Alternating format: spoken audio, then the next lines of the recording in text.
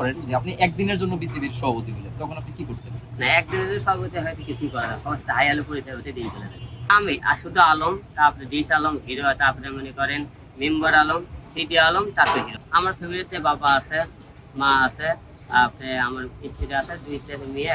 চাপ ফিল হইতেছে না, কিন্তু ভিতরে একটা আতঙ্ক কাজ করতে না। তাদের নিয়ে সমালোচনা হবে না, কারণ তাদের টাকা পয়সা কোটি কোটি টাকার মালিক, তাদের নিয়ে সমালোচনা তারা করবে না। আচ্ছা, আজকে আমরা হিরো আলম ভাইকে নিয়ে একটা এপিসোড করলাম শিকারে।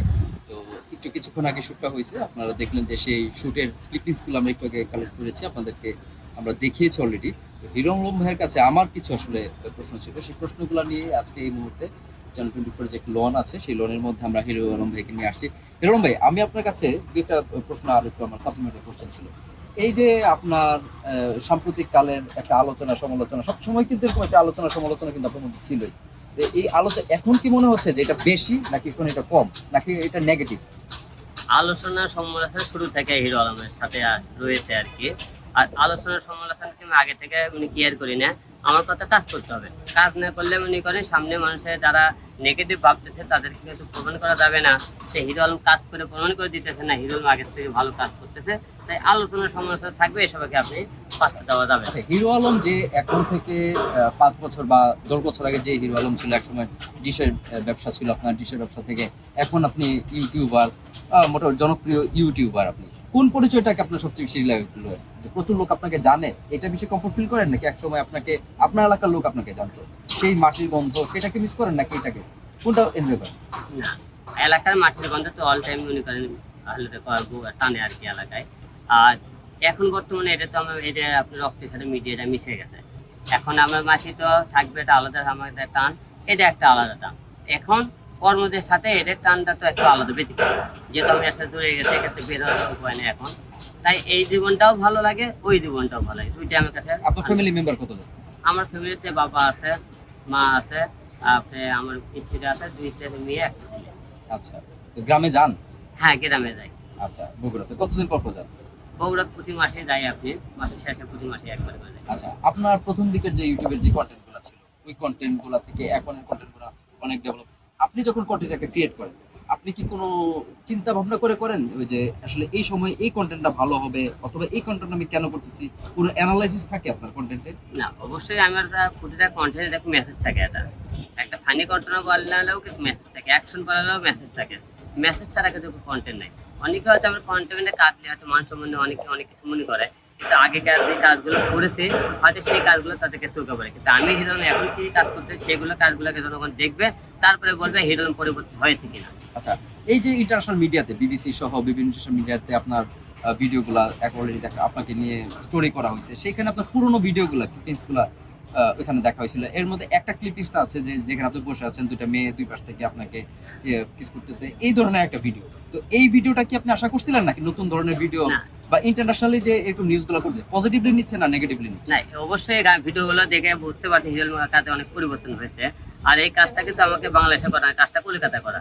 গানটা কিন্তু কলকাতার মায়ের গানের নাম, গানটা কলকাতায় স্টুডিওতে রেকর্ডিং করছি, কলকাতায় কিন্তু আমরা গানটা ভিডিও শুটও করেছি।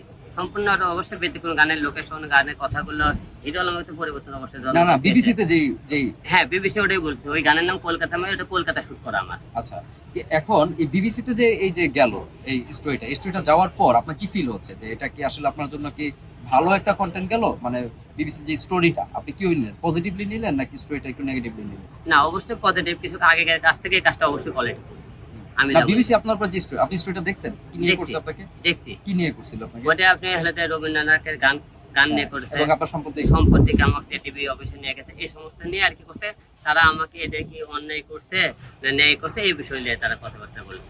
আচ্ছা, এই যে আপনার এখন কি আপনি কোনো চাপ অনুভব করতেছেন যে আপনার আইন শৃঙ্খলা বাহিনী নেওয়ার পর আপনি নতুন ধরনের কন্টেন্ট ক্রিয়েট করবেন, এটা থেকে আপনার কোনো চাপ ফিল হচ্ছে? না, চাপ ফিল হইতেছে না, কিন্তু ভিতরে একটা আতঙ্ক কাজ করতে, যেহেতু পুলিশের ওনারা আমার সাথে কি ব্যবহার করতে, যেহেতু আমি আপনার সবার সাথে কথা তুলে ধরছি, এটা নিয়ে একটু মনে করেন ভিতরে টেনশন অনুভব করতে। ভবিষ্যতে আমার কোনো দুর্ঘটনা হতেই পারে, কিন্তু তারা কি আমরা আইনে কোনো বেড়া দিলে আবার ফালাতে পারে কিনা, এই সমস্ত আর কি আমি একটু ইমোশনের মধ্যে আছি। আচ্ছা, আপনার মতো এরকম কন্টেন্ট তো অনেকেই ক্রিয়েট করে, আপনি সাম্প্রতিক কালের মধ্যে কয়েকজনের নামও আপনি বলছেন। তারা, আপনার কি মনে হয় যে আপনি শুধুমাত্র আপনার টাকা কম, বা হিরো আলম আসলে একজন হিরো আলম বলেই আপনাকে নেওয়া হয়েছে, অন্য কাউকে নেওয়া হচ্ছে না, এই এটা যদি না, অনেকে অনেক রকম কথা ভাবতেই পারে, আর তাদের ভাবনার সাথে যদি আমার ভাবনা যোগ দিই তাহলে তো সামনে কাজ করতে পারবো না।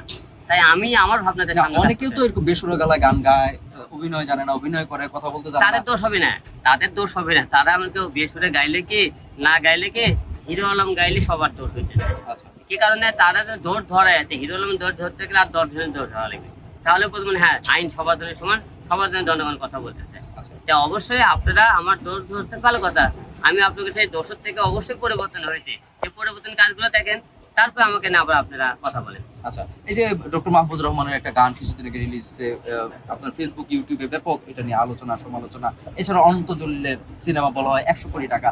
আপনি কি বলবেন সেই জায়গাতে? আপনার কন্টেন্ট কিন্তু ওনাদেরকে নিয়েও তো সমালোচনা হচ্ছে, তো ওনাদেরকে তো সমালোচনাটা কি ঠিক মতো হয় নাকি আপনাকে বেশি তির্যকভাবে অথবা হেও করে করা হয়, আর ওনাদের সমালোচনা একটু উপরে উপরে করা হয়? না, তাদের নিয়ে সমালোচনা হবে না, কারণ তাদের হলে টাকা পয়সা কোটি কোটি টাকার মালিক, তাদের নিয়ে সমালোচনা তারা করবে না। হিরো আলম কি করতে সেটা নিয়ে সমালোচনা করবে, এটাই বাস্তব। আচ্ছা, আপনার সাম্প্রতিক কাজ আর পেছনের কাজ, এই দুইটার পার্থক্য তো অলরেডি আমরা দেখতেই পাচ্ছি। আগামী দিন আপনি কি কি আর কি প্ল্যানিং, কি করে আপনি আগাইতেছেন? আগামী দিনে মানুষ যারা সমালোচনা করতেছে, যেহেতু সারা বিশ্ব আমাকে নিয়ে আপনি এখন বুঝতে পারছেন বাংলাদেশে হিরো আলম নামে কেউ আছে, তাহলে হিরো আলমের নামের সাথে কাজে মিল হতে হবে। অবশ্যই আগামীতে এখন যে কাজ দেখেন তার থেকে আরো ভালো কিছু আপনারা আশা করেন। আপনার অনেকগুলো নাম, কয়েকটা নাম যদি আমাদেরকে বলতে। নামই শুধু আলম, তারপরে ডিস আলম, হিরো, তারপরে মনে করেন মেম্বার আলম, সিটি আলম, তারপরে হিরো আলম। আগামীতে তো নির্বাচন করবেন? আগামীতে অবশ্যই এমপি নির্বাচন করবো। আচ্ছা, এখন দল ঠিক করেন নাই আপনার?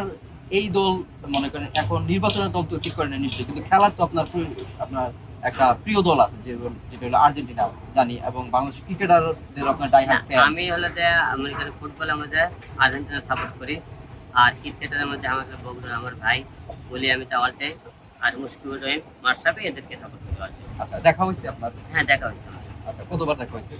আমার সাথে দেখা হচ্ছে 2 বার। আচ্ছা, তো এরকম কি আবার দেখা করতে, মানে ক্রিকেট নিয়ে কি আপনি অন্তঃপ্রাণ নাকি গান, আপনার কোনটা বেশি ভালো লাগে? না, এক একটা এক রকম সাবজেক্ট, খেলা তো একটা আলাদা সাবজেক্ট, বিনোদন একটা আলাদা সাবজেক্ট, নাটক একটা আলাদা সাবজেক্ট, এক সপ্তাহে একটা করে সাবজেক্ট আলাদা। অবশ্যই প্রতিটা জগতে সব সাবজেক্টে নিয়ে সামনে এগিয়ে যাচ্ছে। আচ্ছা, আপনাকে যদি মনে করেন বলা হয়তো যেমন ক্রিকেট নিয়ে একসময় আপস এন্ড ডাউন থাকে, জিম্বাবুয়ে সিরিজে, এর আগে ছিল ওয়েস্ট ইন্ডিজ সিরিজ, ওই সিরিজগুলোতে ভালো খারাপ খেলে, তো আপনাকে যদি এরকম কল্পনা করেন যে আপনি একদিনের জন্য বিসিবির সভাপতি হলেন, তখন আপনি কি করতেন? না, একদিনের যদি সভাপতি হয়তো কিছুই করে না, সমস্ত হাই আলো পরিচয় হতে দিন চলে যাবে। আচ্ছা, তো হিরো ভাই অনেক থ্যাঙ্কস আপনাকে সময় দেওয়ার জন্য, Thank you. আশা করি আবারও সময় দেবেন। তো দর্শক, আমরা হিরো আলম ভাইয়ের সাথে এতক্ষণ একটা ইন্টারভিউ সেশন করলাম। আশা করি হিরো আলম ভাইয়ের সাথে 3 মিনিট, আশা করি এই ইনশটটি আপনারা সবাই দেখবেন। সবাইকে ধন্যবাদ। চলে অনেক, আর আপনি বলতে পারেন আমার নাম্বারটা